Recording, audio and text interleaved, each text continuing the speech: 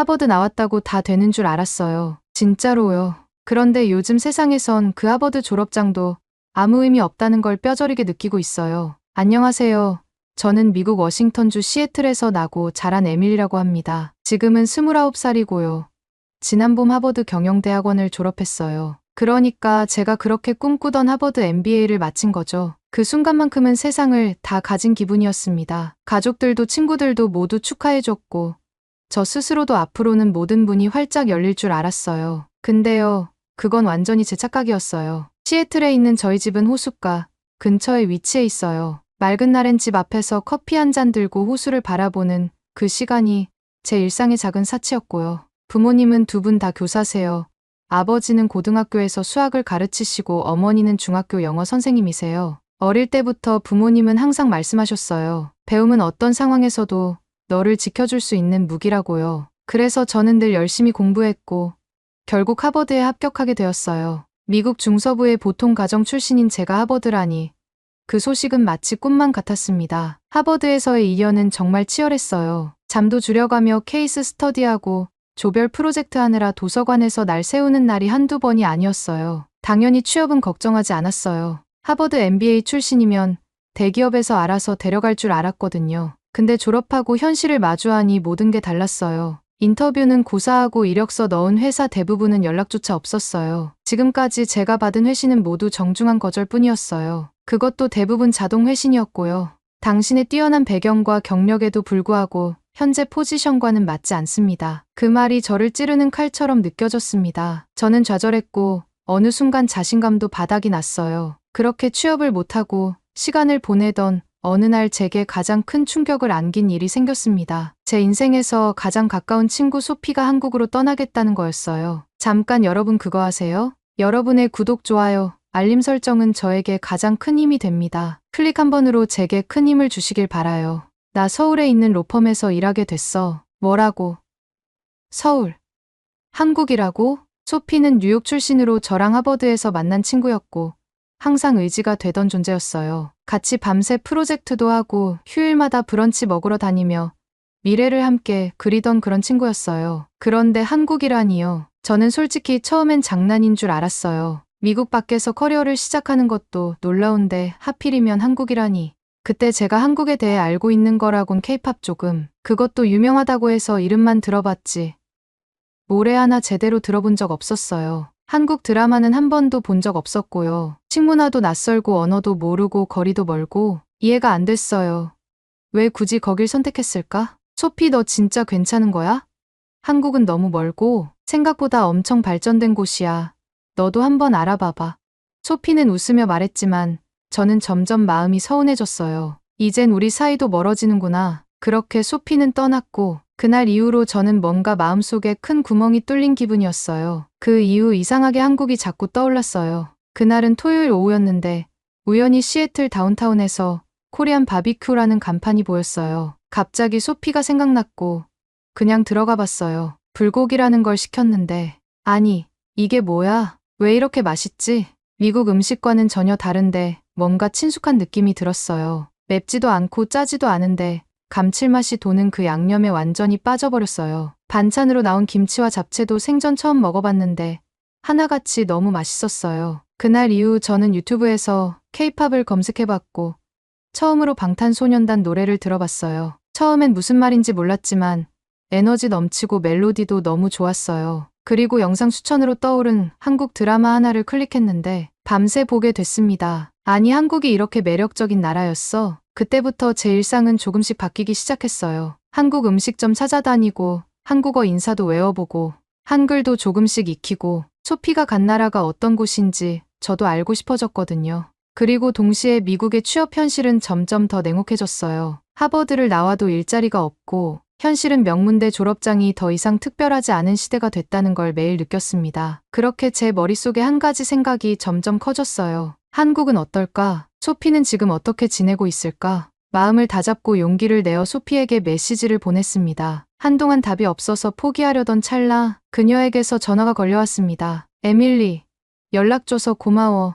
나 너한테 해줄 말 진짜 많아. 한국에 와볼래? 그 한마디에 제 심장이 멈춘 듯 뛰기 시작했어요. 뭔가가 바뀌려는 느낌이 들었어요. 정말 큰 변화가. 그리고 저는 알 수 없는 이끌림에 따라 비행기 표를 예매하게 됩니다. 다음은 한국에서 시작된 제 두 번째 인생 이야기입니다. 한국행 비행기 티켓을 결제한 순간 심장이 괜히 쿵 하고 내려앉는 느낌이 들었습니다. 이게 정말 맞는 선택일까? 미국에서도 못 구한 일자리를 낯선 나라에서 구할 수 있을까? 하지만 후회보다는 기대가 조금 더 컸어요. 지금 이대로 아무것도 하지 않고 기다리는 것보단 뭔가라도 해보는 편이 낫다고 생각했습니다. 한국으로 출발하기까지 남은 한 달 동안 저는 본격적으로 준비를 시작했어요. 인터넷으로 한국 문화를 검색하고 유튜브에서 한국 직장 생활에 대한 브이로그를 찾아보고 한글도 하루에 2시간씩 독학하며 배웠습니다. 뭐라도 알고 가고 싶었거든요. 소피가 있었기에 최소한 언어 장벽은 극복할 수 있으리란 막연한 믿음도 있었습니다. 출국 전날 밤 부모님과 함께 저녁을 먹었습니다. 어머니는 여전히 걱정이 많으셨고 아버지는 조용히 제 짐을 도와주셨어요. 에밀리, 한국은 미국이 아니야. 모든 게 낯설고 힘들 수 있어. 알아요, 엄마. 하지만 여기선 아무것도 안 되잖아요. 난 이제 뭔가 새로운 걸 해보고 싶어요. 그렇게 저는 한밤중에 공항에서 혼자 비행기에 올랐습니다. 14시간 가까운 긴 비행이었지만 도착해서 인천공항에 첫 발을 디딘 순간 놀라움이 밀려왔어요. 공항이 어찌나 깔끔하고 조용한지 마치 영화 세트장에 들어선 기분이었습니다. 직원들은 친절했고 안내 표지판도 영어가 병기돼 있어서 크게 어렵지 않았어요. 소피는 서울 강남에서 저를 반갑게 맞이해 주었습니다. 머물 숙소와 기본적인 생활 정보, 그리고 한국에서 지내는 팁들을 꼼꼼히 설명해 줬어요. 일단 적응부터 해. 그 다음은 내가 천천히 도와줄게. 그 말에 괜히 눈물이 나올 뻔했어요. 혼자가 아니란 걸 새삼 느꼈습니다. 소피는 서울 강남에서 저를 반갑게 맞이해 주었습니다. 머물 숙소와 기본적인 생활 정보, 그리고 한국에서 지내는 팁들을 꼼꼼히 설명해 줬어요. 일단 적응부터 해. 그 다음은 내가 천천히 도와줄게. 그 말에 괜히 눈물이 나올 뻔했어요. 혼자가 아니란 걸 새삼 느꼈습니다. 며칠 동안 소피는 제 곁에 꼭 붙어 도와줬습니다. 은행 계좌 개설, 교통카드 등록, 심지어 편의점에서 먹을 만한 간식까지 추천해줬어요. 서울이란 도시가 여전히 낯설었지만 소피 덕분에 조금씩 안정을 찾아가는 느낌이었습니다. 그러던 어느 날 아침 소피가 불쑥 말했어요. 오늘 시간 좀 괜찮아. 우리 회사 잠깐 구경할래? 당연히 좋다고 했습니다. 소피는 한국으로 먼저 와서 일한다는 것만 알았지 정확히 어떤 회사를 다니는지는 제가 자세히 물어본 적이 없었거든요. 그저 어느 로펌에서 일한다고만 알고 있었어요. 그런데 소피가 저를 데려간 곳은 제가 상상했던 것 이상이었습니다. 서울 중심부 고층 빌딩 안, 넓고 현대적인 인테리어의 사무실, 로비엔 고급진 대리석 바닥이 반짝였고 직원들은 모두 바쁘게 움직이고 있었습니다. 저는 순간 숨이 멎을 뻔했어요. 여기 진짜 멋진데? 그 말을 들은 소피가 슬쩍 웃으며 말했어요. 내가 여기 대표야. 순간 저는 귀를 의심했어요. 뭐라고? 대표라고? 응. 로스쿨 졸업하고 미국에서 경력 쌓은 다음 한국에 와서 로펌 차렸어. 이제 직원이 20명쯤 되고 글로벌 계약도 점점 늘고 있어. 믿기지가 않았어요. 항상 옆에서 함께 공부하고 고민하던 친구가 이렇게까지 성장해 있었다니. 그동안 얼마나 열심히 살았을지, 얼마나 치열하게 도전했을지 단박에 느껴졌어요. 그날 소피는 회의실 하나를 내어주고 저에게 회사를 소개해줬습니다. 업무 영역, 현재 진행 중인 프로젝트, 그리고 앞으로의 비전까지. 직원들이 일하는 모습도 보여줬고 점심시간엔 함께 구내식당에서 식사도 했습니다. 식사를 마치고 나오던 길에 소피가 조심스럽게 말했어요. 에밀리, 우리 회사에서 너 같은 사람이 꼭 필요해. 미국 시장 이해도 높고 영어 커뮤니케이션도 완벽하고 그리고 넌 하버드 출신이잖아. 한국에서는 그 경력이 진짜 강점이 될 수 있어. 저는 아무 말도 하지 못하고 소피를 바라봤어요. 그 말이 단순한 제안이 아니라 진심이라는 걸 느낄 수 있었습니다. 그냥 부담 갖지 말고 생각만 해봐. 정식 면접도 보고 내가 하고 싶은 역할도 조율할 수 있어. 그날 밤 숙소로 돌아가는 길에 서울의 밤거리를 혼자 걸었습니다. 머릿속은 온통 복잡했지만 마음 한켠은 따뜻했어요. 누군가 저를 필요로 한다는 사실, 그리고 제게 다시 기회가 찾아왔다는 사실이요. 그때 처음으로 한국에서 진짜 무언가를 시작할 수 있을지도 모른다는 희망이 생겼습니다. 소피의 제안을 받은 후로 저는 매일 밤마다 고민에 빠졌습니다. 한국에 와서 느꼈던 따뜻함과 신선함, 그리고 소피의 회사가 보여준 가능성까지 모든 것이 매력적이었어요. 하지만 동시에 불안한 감정도 있었습니다. 내가 과연 한국에서 일을 잘할 수 있을까? 문화는 다르고 언어도 아직 서툴고 업무 방식도 생소한 이곳에서 내가 진짜 살아남을 수 있을까 하는 두려움이 고개를 들었어요. 결국 저는 마음을 다잡고 정식 면접을 보기로 했습니다. 소피는 회사 내에 외국인 채용 절차가 따로 마련돼 있다며 면접 준비에 필요한 자료들을 전달해줬어요. 저는 며칠 동안 회사의 주요 프로젝트를 다시 정리하고 자기소개와 장점 단점을 한국어와 영어로 번갈아 연습하면서 최선을 다해 준비했습니다. 면접 당일은 이상하게도 유난히 맑은 날이었어요. 회의실에 들어서자 정장 차림의 실무진들이 앉아 있었고 소피는 그 자리에 참여하지 않았습니다. 그녀는 사적인 감정을 배제하려 한 듯 외부에 있는 다른 일정을 이유로 빠졌어요. 덕분에 저도 한결 편안한 마음으로 면접에 집중할 수 있었습니다. 면접은 전체적으로 부드럽게 흘러갔습니다. 한국 회사라 해서 위계질서가 엄청나게 딱딱할 줄 알았는데 의외로 면접관들은 유쾌하고 친절했어요. 제가 미국에서 겪었던 프로젝트와 그 속에서 어떤 역할을 했는지, 문화 차이를 어떻게 극복할 수 있을지, 한국에서 장기적으로 어떤 계획을 가지고 있는지 등 굉장히 구체적이고 실무 중심적인 질문들이 이어졌습니다. 면접을 마치고 회사 로비로 나오는데 마치 제 자신이 조금 더 성숙해진 느낌이었어요. 결과는 일주일 뒤에 통보해준다고 했지만 저는 이미 마음속에서 결정을 내리고 있었어요. 여기서 일하고 싶다고요. 그 사이 저는 서울이라는 도시를 더 깊이 체험해보기로 했습니다. 단순히 관광객처럼 유명한 명소만 찍고 다니는 게 아니라 진짜 이 도시의 결을 느껴보고 싶었어요. 그래서 저는 주말마다 조금 특별한 장소를 찾아 나섰습니다. 첫 번째로 찾은 곳은 망원동에 있는 작은 재즈바였습니다. 낮에는 카페로 운영되다가 밤이 되면 조용히 재즈가 흘러나오는 공간으로 바뀌는 곳이었죠. 입구에는 간판조차 제대로 없고 낡은 목재 계단을 따라 올라가야만 만날 수 있는 그 공간은 서울 한복판에서 마치 다른 시대에 들어선 듯한 기분을 주었어요. 20살쯤 되어 보이는 한국 청년이 마이크를 잡고 나얼이라는 가수의 노래를 부르는데 그 목소리에 전율이 느껴졌습니다. 사람들이 와인을 홀짝이며 조용히 고개를 끄덕이는 그 분위기 속에서 저는 처음으로 이방인이 아니라 서울 사람이 된 듯한 기분이 들었어요. 그 다음 주에는 동묘 벼룩시장에 갔습니다. 소피가 정말 별세계 같은 곳이야라고 해서 가봤는데 진짜로 그랬어요. 전축, 낡은 장난감, 오래된 카세트 테이프, 이쑤시개 통까지 없는 게 없더라고요. 할아버지들이 파는 1,000원짜리 물건 하나하나에 세월의 이야기가 담겨 있는 것 같았어요. 무심코 손에 들어온 오래된 회중시계를 보다가 저도 모르게 값을 묻고는 지갑을 꺼내고 있었어요. 그 시계를 손에 쥐고 있는 동안 서울이라는 도시의 깊은 시간과 숨결을 조금은 느낀 것 같았습니다. 그리고 어느 날은 성수동의 한 공장지대에 있는 미술 작업실 겸 카페를 찾았습니다. 입구는 삭막했지만 안으로 들어서자 커다란 캔버스와 조각 작품들이 눈에 띄었고 젊은 작가들이 직접 만든 의자와 테이블에 사람들이 앉아 책을 읽고 있었습니다. 저는 창가 자리에 앉아 믹스커피를 마시며 옆자리에서 누군가가 진행 중인 작업에 대해 한국어로 열정적으로 이야기하는 걸 들었어요. 내용은 다 이해하지 못했지만 그 진심이 고스란히 전해졌습니다. 그날 이후 저는 성수동이 좋아졌고 매주 그 작업실 카페를 찾았어요. 서울은 그저 빠르게 돌아가는 도시라고만 생각했는데 곳곳에 이런 느리고 깊은 공간들이 숨겨져 있다는 걸 알게 되자 이 도시에 대한 애정이 생기기 시작했습니다. 남산도 갔지만 정상보다 더 인상 깊었던 건 중턱에 있던 작은 책방이었어요. 한남문고라는 이름의 그 책방은 한참을 걸어야 도착할 수 있는 곳이었는데 들어서는 순간 마치 다른 시간대에 떨어진 것 같았어요. 사장님은 조용한 중년 부부였고 저는 추천받은 시집을 한 권 샀습니다. 그날 저녁 숙소로 돌아가는 길에 버스 창밖으로 보이던 서울의 풍경이 너무나 익숙하게 느껴졌어요. 처음엔 낯설기만 했던 간판들,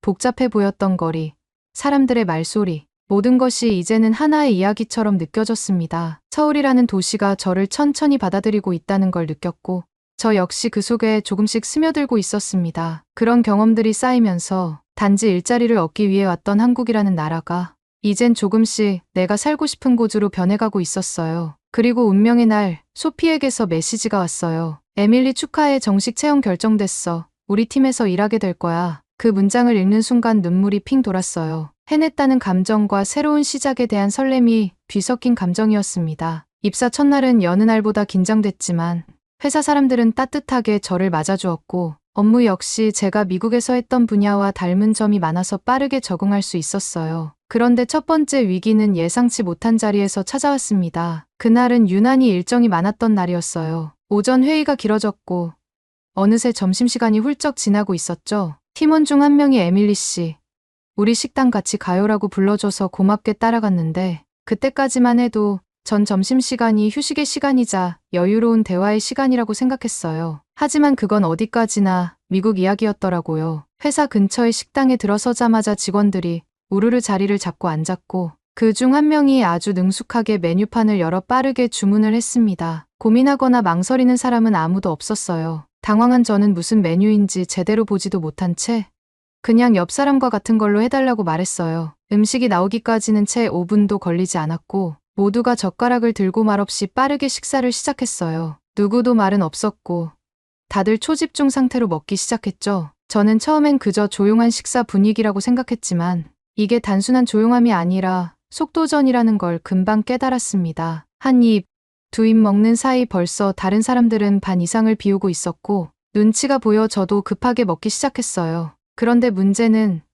제가 한국 음식에 아직 익숙하지 않았다는 점이었어요. 그날 나온 찌개는 맵고 뜨거웠고 밥도 양이 많았어요. 말없이 허겁지겁 먹다 보니 목에 뭐가 걸린 것처럼 답답해지고 체할 것 같은 느낌이 들었습니다. 그래도 괜히 흐름을 깰까봐 억지로 끝까지 먹었는데 결국 자리에서 일어나자마자 화장실로 달려갔어요. 찬물로 얼굴을 씻고 겨우 진정시키며 거울을 보는데 웃음이 나면서도 눈물이 날 뻔했어요. 이렇게까지 긴장하며 밥 먹는 건 처음이야. 그날 오후 업무에 복귀했을 때 저를 눈여겨보던 과장님이 다가오셨어요. 에밀리 씨, 점심 너무 빨랐죠? 우리 문화가 좀 그래요. 너무 부담 가지지 말고 천천히 드세요. 원래 한국 사람들도 이거 힘들어해요. 그 말을 듣고 얼마나 위로가 됐는지 몰라요. 저만 그런 게 아니었다는 사실이 큰 안도감으로 다가왔습니다. 그날 이후 저는 도시락을 싸오거나 조용한 날은 혼자 근처 카페에서 여유롭게 식사를 하기도 했어요. 가끔은 동료들이 그런 저를 보고 에밀리답다라며 웃어주기도 했고요. 그렇게 저는 한국 직장 문화 속에서도 저만의 속도로 살아가는 법을 조금씩 배워가기 시작했습니다. 그렇게 몇 번의 점심 전쟁을 치르고 나니 어느 순간부터는 저도 조금씩 한국의 속도에 적응해가기 시작했습니다. 처음엔 당황스럽고 벅차기만 했던 그 빠른 템포가 이제는 오히려 익숙해지고 편하다고 느껴지기 시작했어요. 예전에는 식당에서 메뉴를 고르기만 해도 한참을 고민했는데 이제는 키오스크 앞에 서자마자 눈 깜짝할 사이에 주문을 마칠 수 있게 되었고 벨을 누르면 몇 초도 안 되어 직원이 달려오는 시스템에는 여전히 놀랍지만 그만큼 감사함도 느끼게 되었습니다. 요즘에는 자주 가는 냉면집이 있는데 그곳은 사람이 서빙하지 않고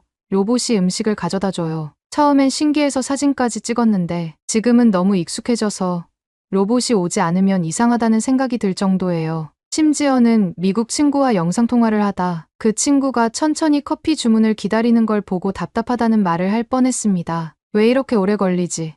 그냥 키오스크로 하지. 그 순간 저도 모르게 웃음이 났어요. 완전히 한국에 물들었다는 걸 실감하는 순간이었죠. 물론 미국도 점점 키오스크가 많아지고 있는 추세이긴 해요.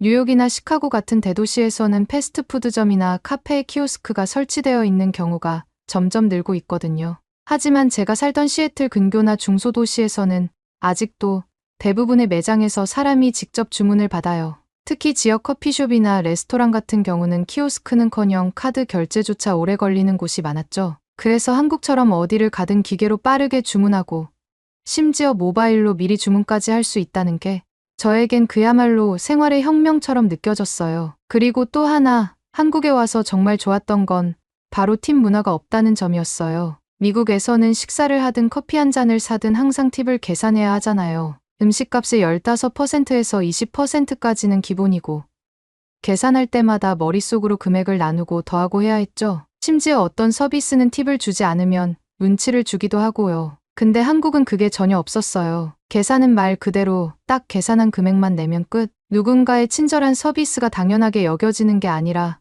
시스템으로 보장되어 있다는 점에서 처음엔 정말 신기했고 지금은 너무 편하고 공정하게 느껴져요. 그런 문화적 차이들이 하나둘씩 쌓이면서 이젠 한국의 시스템과 서비스가 제게는 더 익숙하고 편안하게 느껴졌습니다. 처음엔 놀라고 당황스러웠던 일들이 지금은 일상이 되어버린 거죠. 한국의 빠르고 체계적인 시스템에 완전히 적응한 지금 전엔 느끼지 못했던 생활의 효율성을 온몸으로 경험하고 있어요. 은행 업무도 앱으로 바로 처리하고 음식 배달도 손끝 하나로 되고 지하철도 시간에 맞춰 칼같이 도착하니까 하루가 훨씬 알차게 느껴졌습니다. 미국에서는 당연하게 생각했던 것들이 이제는 조금 느리고 비효율적이라는 생각이 들 만큼 한국이라는 나라의 디지털과 속도 문화는 제 생활 방식까지 바꾸어 놓았어요. 그리고 이 변화는 단순히 실용적인 수준을 넘어 제가 한국에서 계속 살고 싶다는 마음을 굳히는 계기 중 하나가 되었습니다. 여기서는 내가 시간을 더 잘 쓸 수 있어. 내가 원하는 삶의 속도를 조절할 수 있어. 그건 단순히 편하다는 말로는 설명할 수 없는 삶의 질의 변화였어요. 그날 밤 숙소로 돌아와 창밖을 보며 생각했습니다. 이곳이 정말 나에게 맞는 곳일까? 그 답은 이미 마음속에서 들려오고 있었어요. 네, 여기가 바로 너의 새로운 시작이라고요. 그리고 저는 한국에서의 삶을 진심으로 받아들이기로 했습니다. 낯설고 어렵지만 따뜻하고 가능성이 넘치는 이곳에서 저는 다시 꿈꾸기 시작했습니다. 한국에 온 지 어느덧 6달이 지나면서 저는 이곳의 리듬에 점점 익숙해지고 있었습니다. 처음엔 모든 게 낯설고 조심스러웠지만 이제는 일상의 작은 순간들조차 편안하게 느껴졌어요. 지하철을 기다리는 사람들의 질서정연한 모습, 출근길에 마시는 편의점 커피 한 잔, 퇴근길에 반짝이는 한강의 야경까지 하나하나가 더 이상 낯설지 않고 오히려 익숙하고 소중하게 느껴졌습니다. 회사에서도 점점 제 자리를 찾아갔습니다. 처음엔 눈치만 보며 조심스럽게 행동하던 제가 이젠 회의 시간에 자연스럽게 의견을 내고 동료들과 점심 약속도 따로 잡게 되었어요. 생일날에는 팀원들이 작은 케이크와 함께 축하 노래를 불러줬고 그날 저는 정말 가족처럼 따뜻한 감정을 느꼈습니다. 그러던 어느 날 미국에서 전화 한 통이 걸려왔습니다. 받자마자 들려온 건 아버지의 조금 가라앉은 목소리였어요. 에밀리, 요즘 괜찮니? 너도 바쁠 텐데 그 말이 왜 그렇게 마음에 걸렸는지 몰라요. 잠시 뒤 어머니가 전화를 바꿨는데 역시나 기운이 없으셨어요. 괜찮은데 요즘 조금 피곤하네. 그냥 나이가 들어서 그런가 보다 하고 있어. 항상 밝고 활기차던 어머니의 목소리에서 생기가 빠져 있었고 아버지 역시 말끝마다 기침을 하셨습니다. 그날 밤 저는 잠을 이루지 못했어요. 한국에 적응하고 있는 지금 이 순간에도 제 가장 소중한 사람들은 멀리 떨어져 있다는 사실이 갑자기 가슴을 꽉 막히게 만들었습니다. 그래서 저는 다음날 바로 부모님께 연락을 드렸습니다. 엄마, 아빠, 한국으로 잠시 오면 안 될까? 여기서 병원 진료도 받아보고 저랑 좀 쉬다 가요. 정말 좋은 한방병원이 있어요. 처음엔 멀기도 하고 번거로워서 괜찮다 하셨지만 제가 계속 설득을 하자 며칠 후 비행기 티켓을 예약하셨다는 연락이 왔습니다. 인천공항에서 부모님을 마주한 순간 저는 눈물을 참을 수 없었습니다. 어느새 조금 야위신 아버지의 어깨와 피부가 많이 마르신 어머니를 보니 가슴이 먹먹했어요. 서울에 도착한 다음 날 저는 부모님을 모시고 유명한 한방병원으로 향했습니다. 진료를 받는 동안 원장님께서는 아주 세심하게 부모님의 증상을 살펴보셨고 기혈순환을 돕는 침 치료와 함께 한약도 처방해 주셨어요. 처음엔 어색해하던 부모님도 며칠 후부터는 몸이 한결 가벼워졌다고 하셨어요. 특히 어머니는 밤에 숙면을 취할 수 있어서 너무 좋다며 웃음을 되찾으셨고 아버지는 소화도 훨씬 잘 된다고 하셨습니다. 진료를 마친 후 저는 부모님과 함께 서울 근교로 여행을 다녔어요. 남양주의 한옥마을에서는 전통 다도 체험을 하셨고 가평에서는 맑은 공기를 마시며 산책도 하셨습니다. 처음엔 낯설어 하시던 한국 음식도 점점 입에 맞는다며 김치찌개, 된장국을 즐겨 드셨어요. 어느 날 저녁 함께 고등어 조림을 먹으며 어머니가 말씀하셨습니다. 에밀리, 너 한국에 있으니 우리가 이렇게 와서 치료도 받고 여행도 하고 처음엔 멀게만 느껴졌는데 이젠 괜찮은 것 같아. 내가 있어서 든든하고 고맙다. 아버지도 고개를 끄덕이며 덧붙이셨어요. 정말이지 한국은 사람들도 친절하고 시스템도 잘 되어 있어서 이제 가끔씩 너 보러 겸사겸사 오게 될 것 같아. 이 나이에 새 나라에 와서 이런 경험을 한다는 게 참 신기하구나. 그 말을 들으면서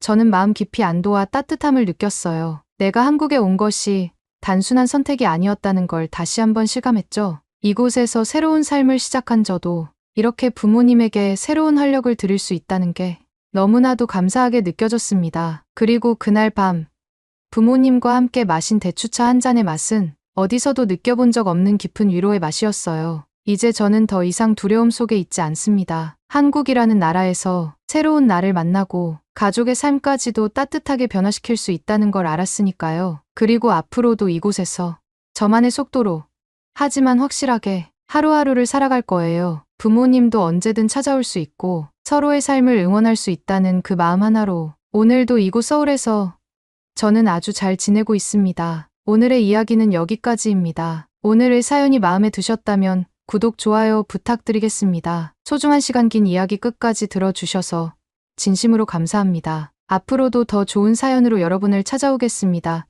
시청해 주셔서 감사합니다. 해주셔서 감사합니다. 해주셔서 감사합니다. 해주셔서